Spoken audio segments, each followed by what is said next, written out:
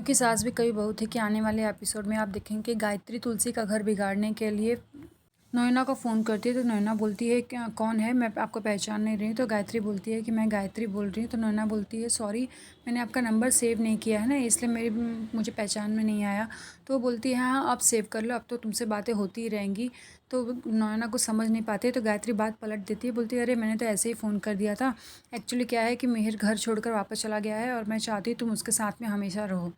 तभी वो बोलती है आप क्या कहना चाहती हो। तो बोलती है अरे मैं चाहती हूँ कि तुम उसका साथ दो, क्योंकि यहाँ पे से तो कोई मिहिर के पास में जा नहीं सकता और वो किसी की सुनेगा भी नहीं। तो मैं चाहती हूँ कि तुमने जिस तरह से उसका आज तक सपोर्ट किया है उसका वैसे ही सपोर्ट करो।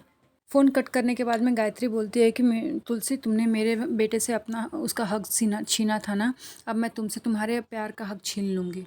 तभी नोएना मिहिर के ऑफिस पहुंचती है। तो मिहिर बोलता है तुम यहाँ पर क्या कर रही हो, तुम यहाँ पे क्यों आई। तो फिर वो बोलती है कि तुम यहाँ पर क्या कर रहे हो, पहले ये बताओ, तुमको नहीं समझ में आ रहा है कि लोग क्या बोलेंगे।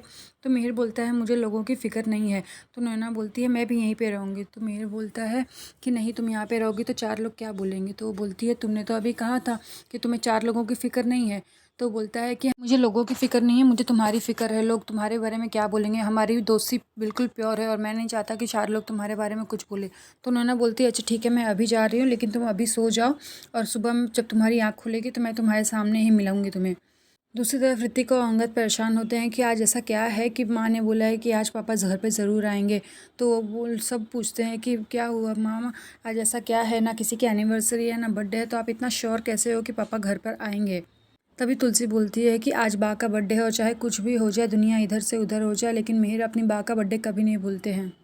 तभी न्यूज़ में दिखाई देता है कि अजय के परिवार ने वीरानीस के ऊपर केस कर दिया है कंटेंट ऑफ ब्रीच का और डिफेमेशन का।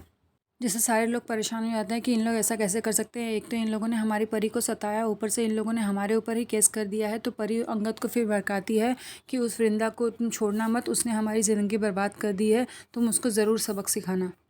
अंगद ऑफिस में अपने मैनेजर से बोलता है कि मैं उस वृंदा को यहाँ पे देखना नहीं चाहता, उसे मैं अभी के अभी फायर कर रहा हूँ। तभी वृंदा भी ऑफिस में आ जाती है और वो उसको बोलता है तुम आज से यहाँ पे नहीं आओगी तो यू आर फायर्ड। तो वो बोलती है कि तुम मुझे क्या फायर करोगे, मैं खुद अपना रजिग्नेशन लेटर देकर जा रही हूँ। तभी अंगद वृंदा को बुलाता है और उसके सामने उसका रजिग्नेशन लेटर फाड़ देता है। लेकिन तभी उसके मैनेजर उसको समझाते हैं कि तो हम इस लड़की को ऐसे नहीं निकाल सकते, ऑलरेडी हमारे ऊपर एक केस चल रहा है और अगर हमने इसको फायर कर दिया तो हमारे ऊपर ये दूसरा केस बन जाएगा, इसलिए हमें अभी 1 महीने तक इसको कम से कम रखना पड़ेगा और हम बोल देंगे कि तुम नोटिस पीरियड पर हो। अंगद बोलता है कि मैं नहीं जाऊँगा उस लड़की को मनाने के लिए। तो वो बोलते हैं कि हाँ मैं खुद जा रहा हूँ और मैं उसको बोल दूँगा कि हमने उसका रजिस्ट्रेशन एक्सेप्ट कर लिया है, लेकिन 1 मंथ के बाद। दूसरी तरफ तुलसी है कि बा के लिए प्रेयर के लिए हवन के लिए तैयारी करती है। वो वेट करती है कि वो मिहिर कब आएगा, लेकिन वो किसी का फ़ोन नहीं उठाता और वो आते भी नहीं है। तो तुलसी बोलती है कि मैं खुद जा रही हूँ उसे लेने के लिए। लेकिन जैसे ही तुलसी ऑफिस पहुँचती है तो वो देखती है कि वहाँ पर ऑलरेडी वो नोएना के साथ में हवन कर रहा है, जिसे देखकर वो शॉक हो जाती है।